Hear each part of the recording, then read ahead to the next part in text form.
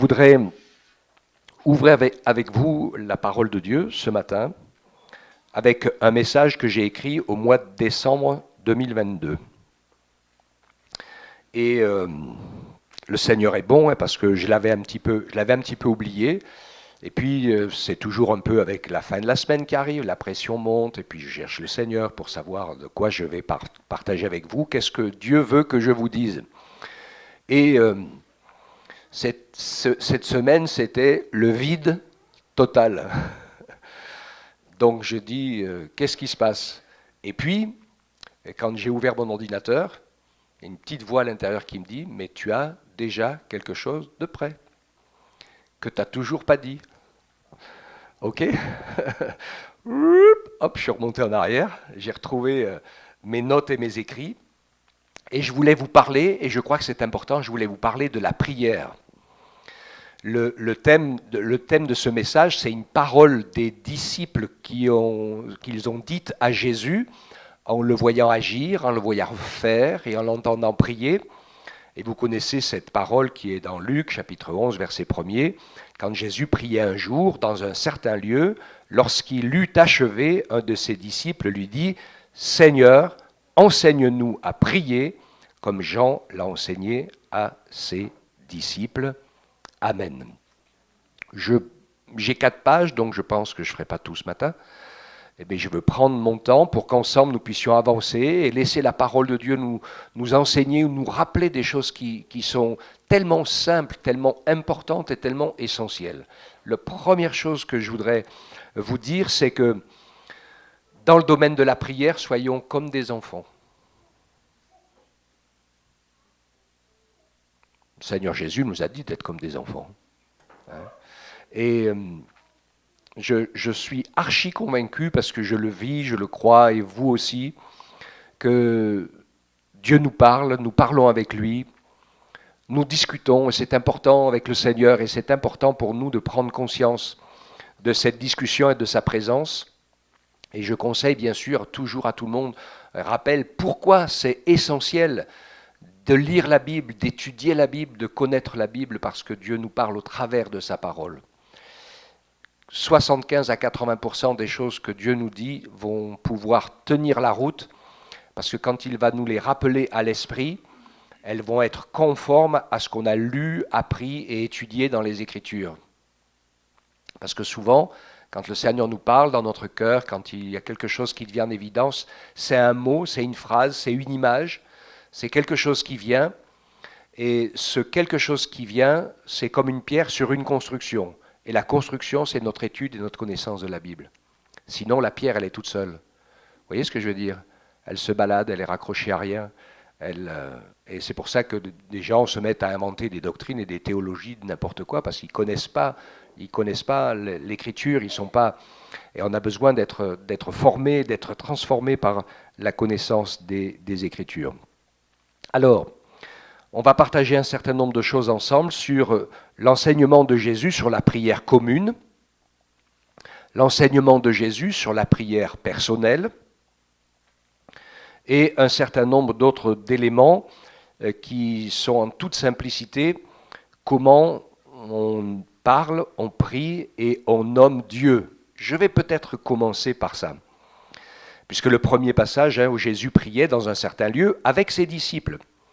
Donc Jésus priait son Père publiquement, c'est-à-dire c'était pas pendant une grande réunion publique, mais ça n'a pas d'importance, mais avec ses disciples. Alors est-ce qu'il n'y avait que les 12, est-ce qu'il y avait les 70? On sait que de plus en plus, au fur et à mesure que Jésus avançait dans son ministère, il y avait de plus en plus de gens nombreux et permanents avec lui, qui le suivaient partout, qui étaient à son écoute, puisque quand il pouvait un jour dire, eh bien, on envoyait 70 pour annoncer le message de l'amour et de la repentance, c'est que pour les envoyer, il fallait qu'ils soient là. Ça, c'est des choses qui sont simples aussi dans la prière. Hein. Dieu répond toujours à la prière à partir du moment où nous mettons à l'écoute. J'avais cette image tellement forte ce matin, qui est l'image d'un couple tel que la parole de Dieu nous le donne dans les Écritures. Vous vous rappelez que nous, disciples, on est appelés à être l'épouse de Christ. Et finalement, on est appelé à être à son écoute, à l'écoute de Christ. Et que le Seigneur puisse agir dans nos vies pour que sa volonté soit faite. Et c'est dans la vie commune, c'est quelque chose qui est compliqué, ça, la volonté de l'un et la volonté de l'autre. Mais dans la prière du Notre Père, c'est Père, que ta volonté soit faite. Sur la terre, c'est-à-dire dans les choses de ma vie, comme ta volonté est faite dans le ciel. Et ça, c'est tout un travail. Permettre au Saint-Esprit, à la parole de Dieu, à ce que Dieu veut faire dans nos vies, d'avoir la primauté, que Dieu ait son mot à dire et qu'on va agir en conséquence, même s'il y a des choses qui doivent changer et être réformées dans nos vies. Il faut que nous devenions obéissants et soumis à son esprit et à son amour. Ce que je vous dis avec ce mot qui fait parfois crisser les... La soumission, c'est quelque chose qui est particulier parce que c'est compliqué dans un monde de pécheurs où tout est injuste. Donc je ne vais pas rentrer dans ce détail avant qu'on se batte les uns contre les autres. Mais juste ce que je veux dire, c'est que c'est le principe du royaume de Dieu dans le ciel. Le Père, le Fils et le Saint-Esprit fonctionnent dans le principe de l'interdépendance et de la soumission. Et c'est pour ça que Dieu est parfait en amour, en sainteté et en éternité. Et que quand on va aller au ciel, eh bien, c'est quelque chose qu'il faut qu'on ait foncièrement compris. Que la volonté de Dieu doit toujours primer sur la nôtre. D'accord ? Toujours. Et Dieu fait le test. C'est pour ça que ce n'est pas facile de marcher avec lui. Parce que souvent, il va nous demander des choses qui ne sont pas dans le sens de ce qu'on a envie, qui ne sont pas dans le sens de ce qu'on pense, et ni dans le sens de ce qu'on voudrait non plus, nous, parce qu'on est des gens qui sommes inspirés, sensibles à la nature humaine. Et la plupart du temps, j'ai quelques années d'expérience quand même, hein, si vous voulez bien me croire. La plupart du temps, quand on agit humainement, on fait toujours le contraire de ce qu'il faut. Et on a vraiment besoin de se laisser modeler par le Seigneur, par sa parole. Donc Jésus priait un certain jour avec ses disciples, et les disciples ont vu quelque chose dans la prière de Jésus. Ils ont vu quelque chose qui est difficile à enseigner. Parce que les gens ont retenu des mots, ils ont retenu des phrases, et certains récitent la prière du Notre Père, qui est un principe de prière commune, la prière du Notre Père, et aussi de prière individuelle, mais qui est un plan. C'est un plan de prière, ce n'est pas une récitation. D'accord ? Et il y a une différence entre un plan et une récitation. Hein, moi j'ai écouté des gens, je me rappelle une fois, on discutait avec des gens, j'avais écouté qui récitaient, dit oui, je suis allé voir le curé, il m'a donné l'absolution, il m'a dit, vous réciterez 10 vous salue Marie et 5 votre Père, et blablabla, donc elle l'a fait, et puis après on continue à discuter, elle dit oui, mais après j'ai un problème avec une tante, je suis fâché à mort, je ne lui pardonnerai jamais, même mort je ne lui pardonnerai pas. Alors je ne sais pas pourquoi tu as répété 5 fois le Notre Père, mais dans le Notre Père il est quand même dit, quelque part. Dans un endroit, pardonne-nous nos offenses, comme nous aussi nous pardonnons à ceux qui nous ont offensés, avec un commentaire de Jésus qui dit, si vous ne pardonnez pas aux hommes vos offenses, moi je ne vous pardonnerai pas non plus les vôtres. Donc vous voyez comment on peut s'attacher à des paroles. Et ce qui a frappé les disciples de Jésus quand ils ont entendu Jésus prier, c'est qu'il était à l'écoute de son Père, par l'Esprit, et qu'il y avait un vrai dialogue. C'est les deux éléments qu'on doit rechercher, et dans l'ordre que ce que je viens de vous le dire. Parce que si c'est le dialogue en premier, avant l'écoute de la volonté de son Père, c'est largement pas un dialogue, c'est toujours un monologue. Et de très très nombreuses prières sont des monologues. Parce qu'on dit à Dieu tout ce qu'on a à lui dire, qu'il sait déjà d'ailleurs. On lui explique tout ce qu'on pense, mais il le sait aussi. Et puis on lui explique tout ce qu'on veut, il le sait aussi. Par contre, le truc qui manque, c'est d'être à son écoute à lui, pour savoir ce qu'il pense lui, parce que c'est la bonne pensée, et qu'est-ce qu'il veut lui de nos vies, parce que ça c'est la bonne volonté. Okay ? Et c'est ça qui, bien sûr, les a touchés, au-delà des mots. Et puis après, à un moment donné, Jésus donne un enseignement, Matthieu 6, 6, vous le connaissez, quand tu pries, entre dans ta chambre, ferme ta porte, prie ton Père qui est là dans le secret, et ton Père qui voit dans le secret te le rendra.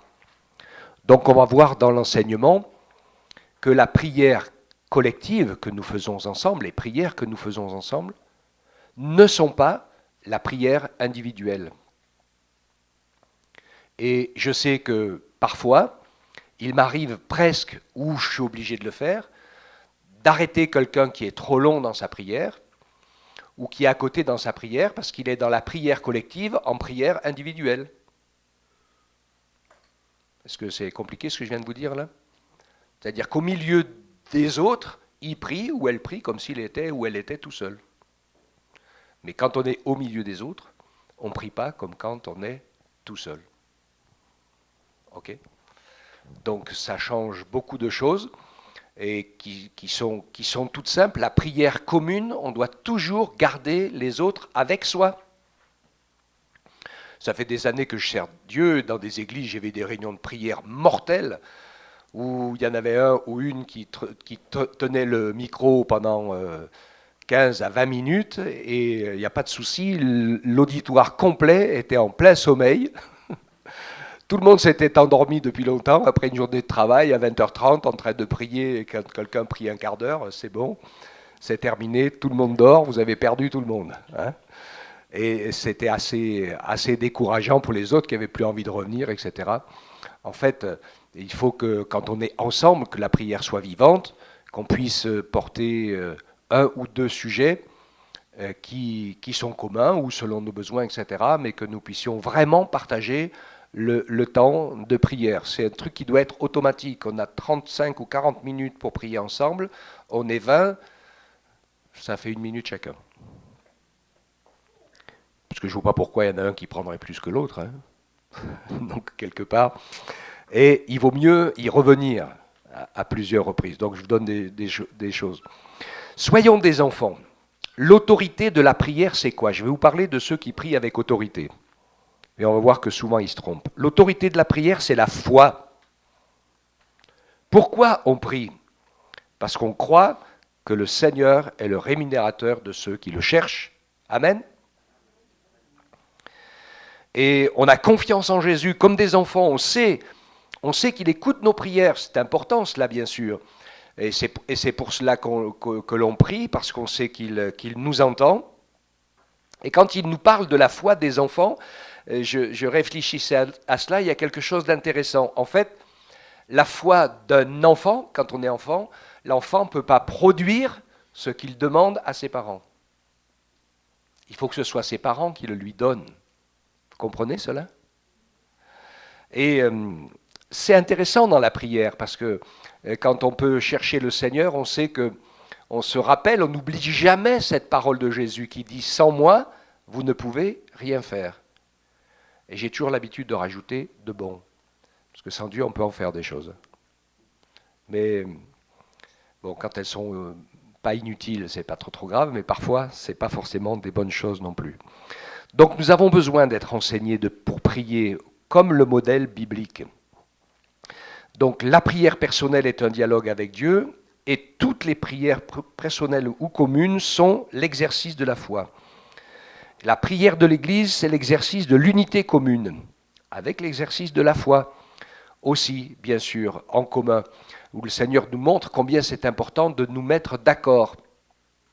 Et on sait combien on prie pour que l'amour fraternel soit préservé. Je sais que c'est la chose la plus puissante, c'est la seule chose qui est capable de toucher le monde, c'est à ce que vous vous aimez les uns les autres que le monde verra que vous êtes mes disciples. Et donc ça doit toujours être notre recherche. Comment nomme-t-on celui que l'on prie? Alors là, c'est un point très intéressant. Parce qu'il y en a qui disent Yahvé, il y en a qui disent Jéhovah, il y en a qui disent Baro Devel. Hein, Manu? Ouais. Ou Devla, ça dépend de quelle culture ils sont. Ou autre nom, hein, qui, en fait, je vais dire une première chose là-dessus, ce sont tous des surnoms qui ont été fabriqués par des hommes et qui ne sont pas conformes au texte de la Bible. Et c'est là où on voit parfois un peu l'esprit sectaire, ou quand on a tendance à déraper, ou quand on ne fait pas attention. Quand Jésus nous enseigne à prier, il dit, dites notre Père, ou mon Père, ou Papa. Je me rappelle avoir eu la discussion un jour avec un témoin de Jéhovah qui me disait, oui, mais dans la Bible, c'est écrit comme ça, donc quand on prie, on dit Jéhovah, quand on lit, etc., etc. Je lui dis, écoutez, moi, mon père, il s'appelle Schulz, moi aussi, donc c'est mon papa. Quand je lui parle de quoi que je lui parle, qu'est-ce qu'on discute, je lui dis toujours papa, je n'ai jamais parlé à mon père en lui disant Schulz. Si vous parlez à Dieu par son nom de famille, c'est que vous ne le connaissez pas. Non? Oui? Vous avez compris ce que j'ai dit? C'est ton papa, Dieu. C'est notre père. Quand on est en commun, c'est notre père. Quand on est tout seul, c'est ton papa. C'est mon papa. Alléluia. Et donc, déjà lui-même, il enlève la barrière. Parce qu'on discute après sur les noms et tout ça. Et les juifs religieux pieux du temps de Jésus, ils faisaient de belles prières et ils prononçaient les belles formules. Elohim, Adonai, il disait souvent pour ne pas prononcer le nom imprononçable, parce que ce nom que je viens de vous citer là, qui est des surnoms donnés à Dieu, c'est quelque chose qui scandalise les Juifs quand ils nous entendent utiliser ce genre de mots banals, même dans nos chants, ou parfois dans nos prières, ou dans les sectes, etc. C'est quelque chose qui est insupportable pour eux, parce que ça salit le nom très saint de Dieu, qui s'appelle le tétragramme, qui est 4 consonnes, et qui ne se prononce pas. Quand les Juifs lisent l'Écriture, la Torah, avec le tuyau, non, ils lisent comme ça, hein, avec le stylet, etc. Et bien, quand ils arrivent à ce nom-là, ils mettent la main sur la bouche, ils s'arrêtent de parler, et tout le monde sait que c'est le nom saint de Dieu qui est prononcé. Et tout le monde est rempli de crainte. Et celui qui, souverain sacrificateur, rentrait dans le lieu très saint pour faire les prières, apporter du sang pour son péché, pour les péchés du peuple, et qui cherchait la grâce de Dieu, ils avaient vécu quelques expériences malheureuses. C'est pour ça que quand il rentrait avec une corde attachée aux pieds. Vous ne saviez pas ça? Souverain sacrificateur, une fois par an, il rentrait avec une corde attachée aux pieds. Parce que des fois, pour le ressortir du lieu très saint, il fallait sortir en tirant la corde parce qu'il était mort dedans. Il n'était pas du tout dans les clous pour aller à la rencontre du Seigneur, et il y avait trop de choses qui n'allaient pas, et ça arrivait exceptionnellement, mais c'est arrivé, qu'il ne ressortait pas vivant. Donc il tirait la corde pour amener le cadavre. Donc je dis ça comme ça, pour faire le contrepoids de la légèreté avec laquelle parfois on s'approche du Dieu 3 fois saint, comme si c'était notre copain d'école, et qu'on peut tout lui dire et tout lui demander. C'est vrai d'une certaine manière, mais quand même. Lui, il est 3 fois saint, et nous sommes pécheurs. S'il se manifestait à nous dans toute sa splendeur et toute sa gloire, on fondrait comme un morceau de beurre au soleil, et on disparaîtrait comme un limaçon. Hein? Donc il est plein de grâce, plein de prévenance, plein de miséricorde, il nous ouvre les portes, il veut être notre papa, il veut qu'on soit rempli d'amour, d'une super relation avec lui. Mais la parole de Dieu, quand on l'étudie, nous invite à cultiver la crainte et le respect de l'Éternel. Amen. Et c'est important parce que, avec la crainte et le respect pour l'Éternel, notre Dieu, Adonai, on fait attention à la manière dont on parle, à la manière dont on se conduit aussi, etc. Il y a un certain nombre de choses pour lesquelles on fait attention, puisqu'on sait qu'il est parlé à un moment donné de ceux qui participaient dans la maison des Corinthiens au repas du Seigneur et qui se retrouvaient frappés de maladie ou de mort, puisqu'ils partageaient le repas du Seigneur indignement, sans discerner le corps et le sang de Jésus. Donc, voilà, quand même. C'est quand même important de revenir à la réalité de ce texte. Donc, ce n'est pas le nom qu'on donne à Dieu qui a de l'importance. Je finis la phrase que j'avais commencée, c'est que quand Jésus parlait avec ces religieux juifs ils priaient bien comme il faut, mais eux, ils le faisaient dehors pour être vus des hommes, pour que les gens disent « Oh, quelle belle prière ils font, ceux-là, c'est formidable, extraordinaire. » Alors Jésus disait qu'ils avaient leur récompense, mais quand ils ont commencé à discuter de ce qui bouillait dans le fond de leur cœur, de leur marmite, ils étaient très religieux, ils étaient très imbus d'eux-mêmes, Il se mettait au-dessus du peuple. Il se considérait comme supérieur spirituellement, au-dessus des autres, au-dessus de la masse. Il mettait un écart entre les autres. Et puis ils imposaient aux autres des choses qu'ils ne portaient pas eux-mêmes, leur disait Jésus. Et donc finalement, ils se retrouvaient à faire des choses qu'il ne fallait pas. Et Jésus leur dit, vous avez pour père le diable, parce que votre père, il est meurtrier et menteur de l'origine. Et c'est ce que vous faites. Vous êtes hypocrite et vous êtes meurtrier. Pourtant, il prononçait bien le bon nom. Il ne se trompait pas dans la formule. Hein. C'était bien Adonai, l'Éternel, le Dieu d'Israël. Hein, le je suis. Le mot était le bon, mais l'attitude n'était pas la bonne. Le psaume 111, le verset 9, nous dit « Il a envoyé la délivrance à son peuple, il a établi pour toujours son alliance, son nom est saint et redoutable. » Ésaïe 57, 15 « Car ainsi parle le Très-Haut, dont la demeure est éternelle, dont le nom est saint, j'habite dans des lieux élevés, dans la sainteté, mais je suis avec l'homme contrit et humilié, afin de ranimer les esprits humiliés et de ranimer les cœurs contrits. Amen. » Parce que le Tout-Puissant a fait pour moi de grandes choses, disait Marie, son nom est saint. Et donc, voyez-vous ici, on retrouve pour la prière l'attitude du cœur qui est bien sûr essentielle. Jésus ne peut pas réussir à sauver les propres justes parce qu'ils n'ont pas conscience qu'ils sont perdus. Et il ne peut pas réussir à bénir et à toucher le cœur de ceux qui se croient supérieurs aux autres. Parce qu'aucun d'entre nous n'est supérieur à personne, aucun. Ne l'oubliez jamais cela. Il y a des domaines dans lesquels vous êtes bon dans la marche avec Dieu. Et il y a des domaines dans lesquels vous êtes très mauvais. Comme moi. Hein. Et qu'est-ce qui nous permet de nous juger parfois? C'est que c'est pas les mêmes domaines. Voilà. Des domaines où je suis bon, t'es mauvais. Des domaines où je suis mauvais, t'es bon. Donc, et ça nous permet d'avoir un certain jugement. Mais quand Dieu, 3 fois saint, nous regarde du haut du ciel, il n'y a pas beaucoup de têtes qui dépassent. Il y avait Job qui a dépassé un tout petit peu.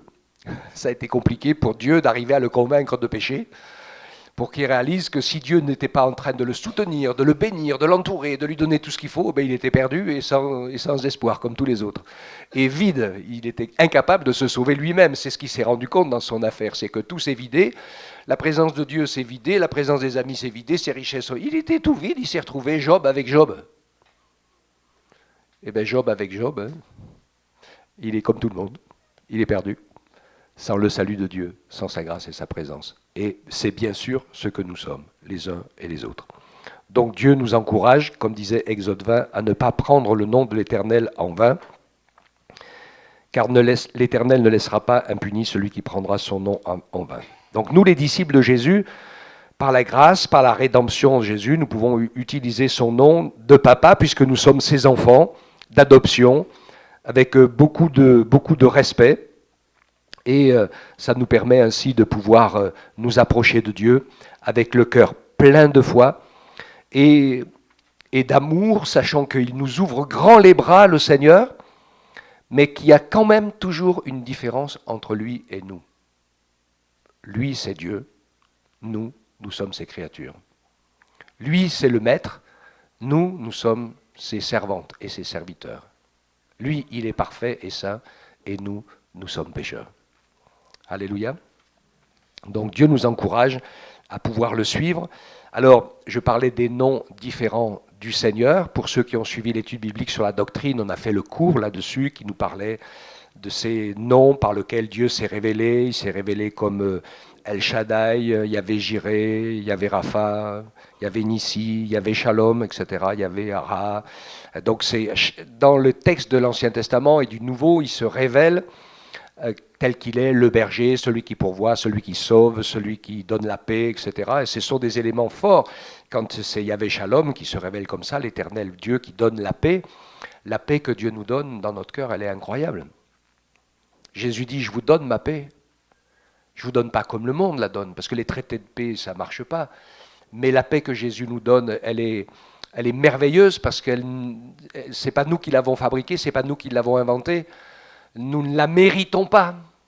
Est-ce qu'il y aurait quelqu'un d'entre nous qui la mérite, la paix de Dieu? Personne. Nous ne la méritons pas, mais Jésus nous l'a accordée par grâce. Tout ce qu'il te donne, tout ce qu'il me donne, le Seigneur, tout ce qu'il nous donne, nous ne le méritons pas, mais il nous donne avec amour, il nous donne par grâce parce que nous en avons besoin.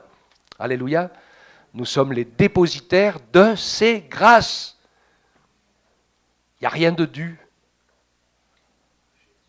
Alléluia. Et c'est intéressant d'avancer dans ce sens-là. Je sais que je fais attention dans la prière, parce qu'on prie beaucoup pour les guérisons, et bien sûr qu'il faut le faire. Mais le Seigneur veut sauver les âmes. Perdues, c'est la priorité des priorités. Et on a besoin de toute son aide et de toute sa grâce pour aller dans le bon sens, pour parler de son salut, en montrant que nous sommes des pécheurs perdus tant que le Seigneur ne nous a pas sauvés. Donc voilà, Dieu veut nous encourager. L'ordre biblique, c'est de prier notre Père au travers de la médiation de Jésus, puisqu'il est notre médiateur, c'est lui qui nous a ouvert le ciel, c'est lui qui a expié nos fautes et nos péchés, et qui en mourant pour nous à notre place, quand nous avons laissé rentrer le Seigneur Jésus en nous, nous permet de ce que le Seigneur nous regarde avec des yeux où il ne voit plus nos péchés, ils sont effacés par le sang de Jésus. Amen. Mais malgré tout cela, dans la vie de prière réussie, nous avons obligatoirement besoin de l'assistance du Saint-Esprit. Parce que humainement, nous n'avons pas le mental qu'il faut. Notre psyché, notre manière d'appréhender les choses est déformée. Je vais le dire parce que c'est une réalité. L'être humain est un orgueilleux invétéré. Il se croit toujours, il ou elle se croit toujours au-dessus de quelque chose. Mais l'orgueil précède la chute. On le sait. D'accord? Et Dieu résiste aux orgueilleux. Mais il fait grâce aux humbles. Vous vous rappelez la prière du pharisien et du publicain qui viennent tous les deux dans le temple. Pharisien, Seigneur, je te loue parce que ceci, parce que cela. Il fait le défilé de toutes les qualités et de toutes les réussites de sa piété. Et qu'est-ce que vous voulez qu'il fasse? Parce que s'il avait regardé les choses selon l'esprit de Jésus, au lieu de faire l'apologie de toutes les bénédictions et de toutes les réussites de sa piété, il aurait peut-être osé mettre le doigt sur un certain nombre de choses qui ne tournaient pas rond dans sa vie. Je suis sûr qu'il y a un certain nombre de choses qui ne tournaient pas rond dans sa vie. Mais il a mis ça de côté. Et puis, le publicain, qui lui, bien sûr, est un paria, mais il le sait. Mais il a la foi puisqu'il vient chercher la grâce et le pardon de Jésus. Il vient supplier Jésus de lui faire grâce et de le pardonner. Et Jésus le pardonne et lui fait grâce. Alléluia. Il est venu chercher et sauver ceux qui étaient perdus. Les pas perdus, il ne peut rien faire pour eux. Donc, voilà pour la prière personnelle où ensemble, bien sûr, on prie notre Père en donnant la primauté à sa personne. Et on sait qu'on peut le faire au travers de la médiation de Jésus parce qu'il a payé le prix. Et donc, on dit régulièrement dans notre prière au nom de Jésus, mais ce n'est pas obligé parce que, comment dirais-je, c'est devenu aujourd'hui une formule. Il y a beaucoup de gens qui font des prières et puis ils répètent je ne sais pas combien de fois au nom de Jésus, au nom de Jésus, au nom de Jésus. Mais ça ne fait pas fuir le diable. On va en parler dans le deuxième épisode, parce que le temps tourne vite. Mais si on ne se soumet pas à Dieu, tu peux sortir toutes les bonnes formules qu'il faut, le diable, il rigole. Ensuite, donc, la prière ensemble, l'exercice de la piété commune, nous amène bien sûr vers l'unité, et ainsi le Seigneur nous enseigne pour pouvoir nous adresser ensemble à lui. Et c'est pour cela qu'il dit notre Père, parce que quand il priait son Père, et quand on est ensemble, eh bien ensemble on prie notre Père. Donc plusieurs, quand ils prient, disent papa ou notre Père ou mon Père. Il n'y a pas de souci avec ça, comme je vous l'ai dit, ce n'est pas la formule. Alors dans cette prière qui est tournée en récitation pour beaucoup, il dit notre Père qui est aux cieux, que ton nom soit sanctifié, que ton règne vienne, que ta volonté soit faite sur la terre comme au ciel. quand Jésus posait les choses, en fait, vous allez comprendre dans cela que il entrait dans la relation avec son Père sur un chemin qui va comme il faut. Parce que nous, souvent, on attaque la prière par les demandes, par la liste de courses, comme si on allait au supermarché. Seigneur, tu vois ci, tu vois ça, j'ai besoin de ci, j'ai besoin de ça, etc. Donc c'est souvent la prière, pour nous, ça se résume à une liste de demandes, de choses que nous voulons voir Dieu être en train de faire. Mais la première phrase que Jésus dit pour nous enseigner, c'est notre Père qui est aux cieux. C'est lui qui est en haut et c'est lui qui est le patron. C'est ça, hein? C'est lui qui fait tourner l'univers. C'est lui qui fait battre ton cœur dans ta poitrine.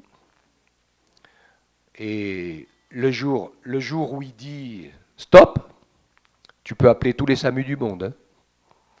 Si Dieu a dit stop, ça s'arrête là. C'est stop et ça s'arrête là. Ok ? Et donc notre Père qui est aux cieux, c'est intéressant. On remet les choses à sa place. Lui, il est en haut. Et dans ma prière de foi, où je vais demander à Dieu, on peut demander beaucoup de choses à Dieu, mais la bonne et vraie prière, c'est que dans ma prière, le premier mot est à Dieu et le dernier mot est à Dieu. D'accord ? Quand on prie dans ce sens-là, on se remet dans le bon cadre. C'est lui qui décide.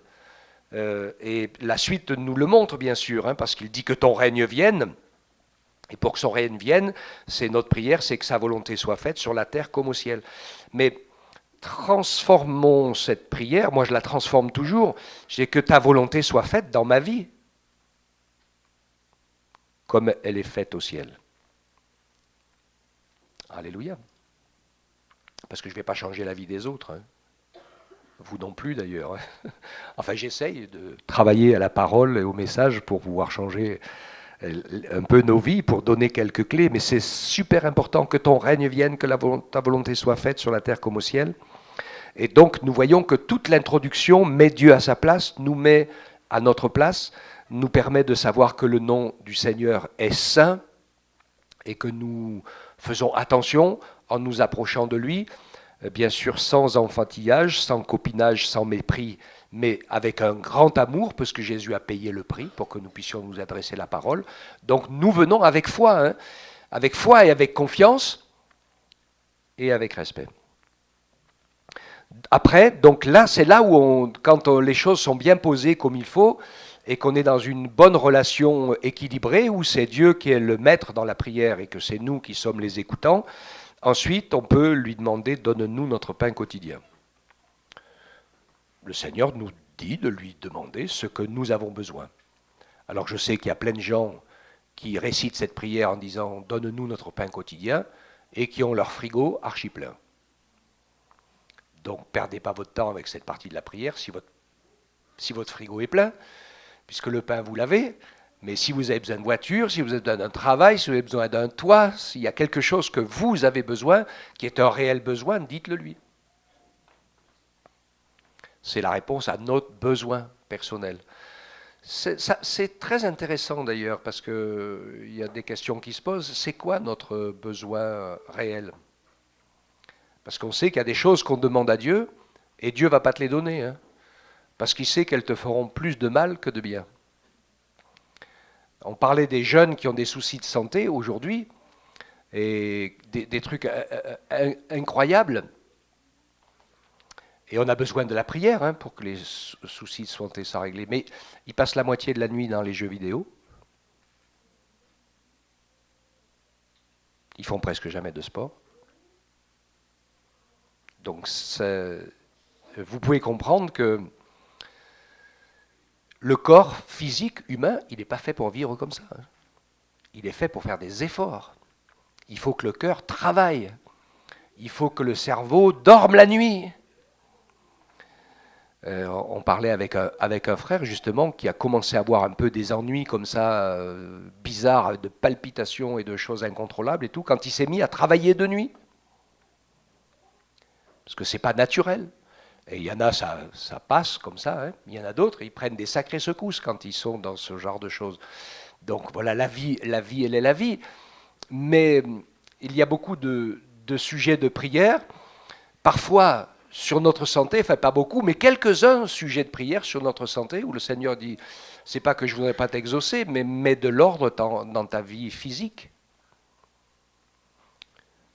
Couche-toi plus de bonheur, repose-toi, mange comme il faut, mange pas n'importe quoi, n'importe comment, à n'importe quelle heure. Passe pas des heures entières derrière la télé ou derrière les écrans parce que ça fait péter le cerveau, les yeux et puis même le cœur. Et donc il y a des choses qui sont toutes bêtes parfois. Hein. On fait des grandes prières avec une grande foi et le Seigneur il te répond tout simplement mets de l'ordre dans ta vie, dans ton pain quotidien et ne te laisse pas aller. Je pense que le malheur de la jeunesse d'aujourd'hui, on le voyait, hein, c'est qu'ils sont addicts à certaines choses, que ce soit la drogue, l'alcool, la cigarette, les pétards, tout ce qu'on veut, et puis d'autres choses qui paraissent moins méchantes, mais comme les écrans, mais qui font beaucoup, beaucoup, beaucoup de mal.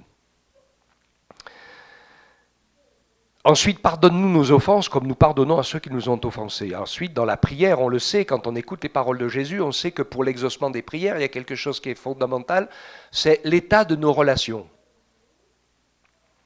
Jésus n'avait jamais aucun problème d'exaucement de prière, puisqu'il était toujours parfait, nickel, en relation avec Dieu et avec les autres. Même si les autres n'étaient pas en bonne relation avec lui, parce qu'il y en a qui lui en voulaient à mort. Hein. On ne peut pas gérer l'autre. Mais ce qui est pour nous important, c'est d'être dans une bonne attitude de relation et qui nous fait comprendre que si nous ne vivons pas dans la miséricorde et le pardon, eh bien c'est aussi très mauvais pour la santé. Et donc Dieu veut nous y encourager. Vivre la meilleure communion fraternelle possible, vivre la meilleure communion avec les autres possible, sachant que nous sommes des êtres de relation, et que bien sûr il nous faut pouvoir y travailler, et ça ne veut pas dire de dire oui à tout le monde et d'être gentil avec tout le monde. Il y a aussi des relations qui sont toxiques et duquel il faut prendre autorité et s'éloigner si on ne veut pas être détruit par cela. Alors, après, c'est délivre-nous de la tentation, mais la traduction, elle est faite à la religieuse. C'est des choses qui ont été difficiles à toucher dans les Écritures, mais dans le texte original, c'est écrit garde-nous de tomber pendant que nous sommes tentés. C'est ce que le texte dit. Parce qu'on a beau dire délivre-nous de la tentation, c'est un raccourci. Dans notre tête, on se dit oui, comme ça, Dieu va m'aider pour que je ne sois pas tenté. Ben, la réalité de la vie, c'est que Dieu va laisser venir les tentations. Et il va laisser venir toutes les tentations. Et que ma prière, c'est que Dieu me donne la force de ne pas tomber dedans. Ou si je suis tombé dedans, d'en sortir. Pour redevenir, avec le de son esprit, le maître dans nos âmes, dans nos esprits et dans nos corps, qui le corps doit être un bon serviteur et qui est un très mauvais maître. Ok. Romains 8, 28 nous dit que nous savons du reste que toute chose concourt ensemble au bien de ceux qui aiment Dieu et de ceux qui sont appelés selon son dessein. Donc il y a là tout un travail qui fait que c'est au travers des épreuves et des tentations que le Seigneur va nous faire grandir dans la foi, dans la confiance en lui, et qu'il va nous aider à voir clair dans nos faiblesses en nous. Il n'y a pas longtemps, dans la semaine, on lisait ensemble, je crois que c'était avec une personne de l'Église aussi, et je lui parlais de l'importance de l'armure du chrétien. Moi, ce qui m'a toujours frappé dans Éphésiens 5, quand vous lisez la définition et l'écriture de l'armure du chrétien, c'est ce que je disais à cette personne. Alors ça m'a rappelé, je lui disais, mais quand tu lis la définition de l'armure du chrétien, tu découvres quelque chose de fondamental, c'est que tu es un mollusque. Un escargot sans coquille. Et que, étant mollusque, tu es incapable de résister à l'agression du mal. Parce que comme pécheurs, nous avons déjà été vaincus par le mal. Nous n'avons pas la capacité, ni la force, ni aucun moyen de résister à quelque chose qui nous a déjà vaincus. Vous comprenez cela? Sauf si nous revêtons l'armure de Christ. Pour protéger notre mollusquerie. notre chair fragile et sensible qui n'est pas capable d'empêcher une épée ou une lance ou une flèche de la percer. Mais si nous mettons par-dessus le bouclier de la foi, la cuirasse de la justice, la ceinture de la vérité, le casque du salut, l'épée de l'esprit, les chaussures du zèle de l'évangile, etc., nous sommes complètement recouverts de ce que Jésus a prévu, programmé, et cette couverture nous rend invincibles. Et ce que je te propose, c'est de ne pas quitter l'armure. Parce que si on quitte l'armure, on se retrouve à la case départ. Ok ? Voilà. Donc, c'est à toi qu'appartiennent à tous les siècles le règne, la puissance, la gloire. Amen. Donc, c'est la soumission à Dieu. Et puis de nous soumettre les uns aux autres aussi dans la crainte de Christ. Avec ce verset de Jacques 7, et je terminerai là-dessus, puisqu'il faut maintenant m'arrêter. Et je recommencerai avec ce texte de l'Écriture qui nous dit « Soumettez-vous donc à Dieu, résistez au diable, et il fuira loin de vous. » Amen. Je rappelle ici quelque chose, et je redémarrerai là-dessus dimanche prochain, Dieu voulant. L'accès du malin est uniquement possible par nos failles.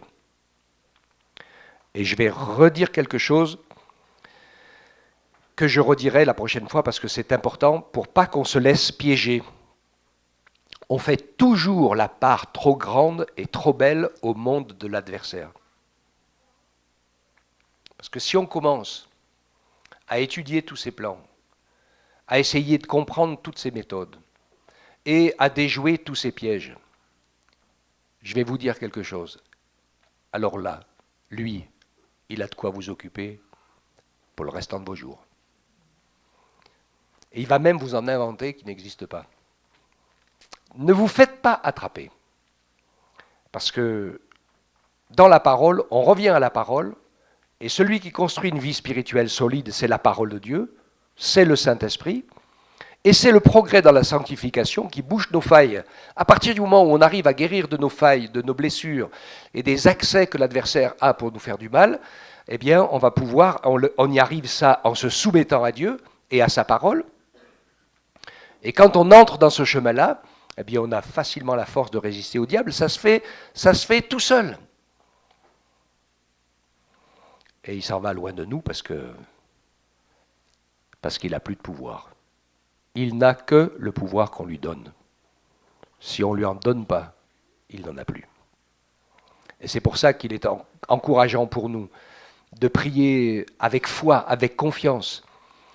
Tout dans l'Écriture nous montre un peu l'adversaire, ce qu'il fait, etc., la grandeur de son plan, mais tout dans l'Écriture nous invite à venir à Dieu, à prier Dieu, à servir Dieu, à adorer Dieu, à nous attacher à Dieu, ou nous revêtir du Seigneur, à nous remplir de sa parole, à être remplis de son esprit, à nous laisser inspirer dans la prière par ses appels, par ses dons, par ses talents, tout ce qu'il a mis à notre disposition pour que nous puissions réussir tous les défis de notre vie chrétienne. C'est là notre vie avec Christ.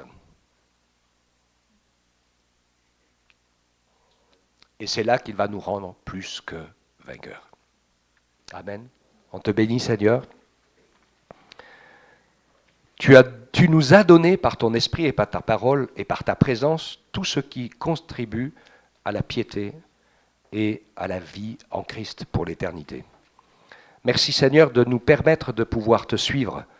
Nous voulons, comme David, avoir nos yeux fixés sur toi, sans nous laisser détourner à droite ou à gauche par tout un tas de choses, mais nos yeux restent fixés sur toi, parce que tu as un plan pour nos vies.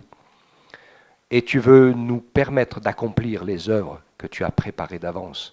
Et c'est ça que nous devons rechercher. Ton chemin, tes œuvres, ton caractère, tout ce que tu as mis à notre disposition. Aide-nous à nous emparer avec foi, Seigneur. Nous vivons avec Dieu, dans le royaume de Dieu, pour le royaume de Dieu, et pour toujours. Donne-nous cette force de la foi simple, de ce que tu es avec nous tous les jours, jusqu'à la fin du monde, et que rien ni personne ne pourra nous nuire à partir du moment où nous marchons dans l'humilité et dans la foi. Sois béni, Père. Sois béni et célébré notre cher Papa, qui a tout prévu pour nous, pour la médiation de Jésus qui a effacé par son sang toutes les condamnations, et pour ton esprit qui nous aide à grandir, à grandir, à grandir, à nous fortifier dans ta parole, à transformer les paroles que nous lisons en force et en puissance pour nourrir notre âme et notre cœur, afin que jour après jour nous soyons fortifiés, que notre bonne santé spirituelle devienne croissante, de plus en plus croissante. Oui, merci Seigneur, merci pour tes bienfaits. Sois béni et glorifié, Père, au nom de Jésus. Amen. Amen.